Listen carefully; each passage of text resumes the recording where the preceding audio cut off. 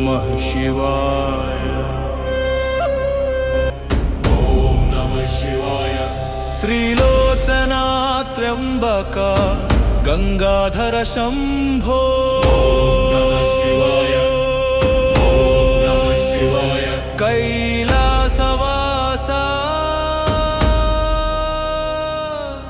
शंकर परमेश। మీకు తెలుసా, భారతదేశమంతటా ఉన్న శివుని 12 పవిత్ర స్థలాలను జ్యోతిర్లింగం అని ఎందుకు అంటారు, మరియు జ్యోతిర్లింగం అనే పదానికి అర్థమేమిటో ఈరోజు మనం జ్యోతిర్లింగం పదం యొక్క అర్థం మరియు ఆ 12 జ్యోతిర్లింగాలలో ఒకటైన శ్రీ కాశీ విశ్వనాథుని కథను తెలుసుకోబోతున్నాం. అది కాశీ లేదా వారణాసిలో స్థితి చెంది ఉంది. బ్రహ్మాండం ఆరంభంలో ఒక శూన్యం, ఒక మహావివాదం.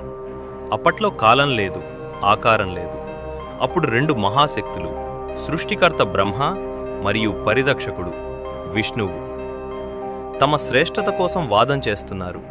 బ్రహ్మ, విష్ణు సహా అన్ని దేవతలు పరమేశ్వరుణ్ణి అడిగారు, దేవాదిదేవ మహాదేవ, ఈ బ్రహ్మాండంలో అత్యంత శ్రేష్ఠుడు ఎవరో మీరు చెప్పండి. అప్పుడు ఆ అనంత అంధకారాన్ని చీల్చుకుంటూ ఒక అద్భుతమైన జ్వలంత స్తంభం ప్రత్యక్షమైంది. ఆ స్తంభం ఎలా ఉండింది? దాని వివరణను స్వయంగా శివ మహాపురాణంలోని కోటి రుద్ర సంహిత చెబుతుంది. అది అగ్ని యొక్క ఒక స్తంభం. దానికి ఆది లేదు, అంతం లేదు. అప్పుడు మహాదేవుడు బ్రహ్మ విష్ణువులకు చెప్పారు, మీలో ఎవరు ముందుగా ఈ జ్యోతి యొక్క చివరి అంచుకు చేరతారో వారు శ్రేష్ఠులు. విష్ణువు తన వరాహ అవతార శక్తిని ధరించి పాతాళంలోకి వెళ్ళి ఆ చివరను కనుగొనాలని నిర్ణయించాడు. ఇక బ్రహ్మ ఒక హంసరూపం ధరించి ఆ ప్రకాశం యొక్క శిఖరానికి చేరుకునేందుకు ప్రయాణం మొదలుపెట్టాడు. సాయంత్రం గడిచింది. ఎంత ప్రయత్నించినా చివర కనపడక విష్ణువు అలసిపోయి తిరిగి వచ్చాడు. అతను నిజం అంగీకరించాడు, నేను ఈ జ్యోతి యొక్క మూలాన్ని కనుగొనలేకపోయాను. కానీ బ్రహ్మ మోసం చేశాడు. ఆయన పైభాగంలో ఎగరుతున్నప్పుడు ఒక కేతకి పువ్వు కిందికి వస్తున్నదిని చూశాడు.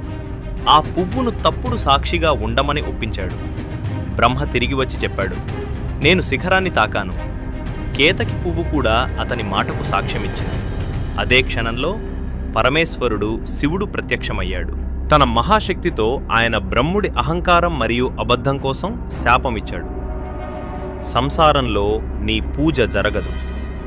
విష్ణువు చెప్పిన నిజం మరియు వినమ్రతను చూసి ఆయనకు వరమిచ్చాడు. యుగాలు యుగాలు నిన్ను ప్రజలు ఆరాధిస్తారు. అదే జ్యోతి, అదే ప్రకాశం ఆ 12 దివ్య స్థలాల్లో స్థాపించబడింది. అందులో అత్యంత పవిత్రమైనది వారణాసి. అక్కడ శివుడు ఆ మహాజ్యోతిని శివలింగంగా స్థాపించాడు. సృష్టి అంతమైపోతుంది, ప్రతిదీ ప్రళయ జలాల్లో నశిస్తుంది. కానీ మీకు తెలుసా, ఈ నగరం ఎందుకు నశించదు? దీని సమాధానం స్కంద పురాణంలో ఉంది.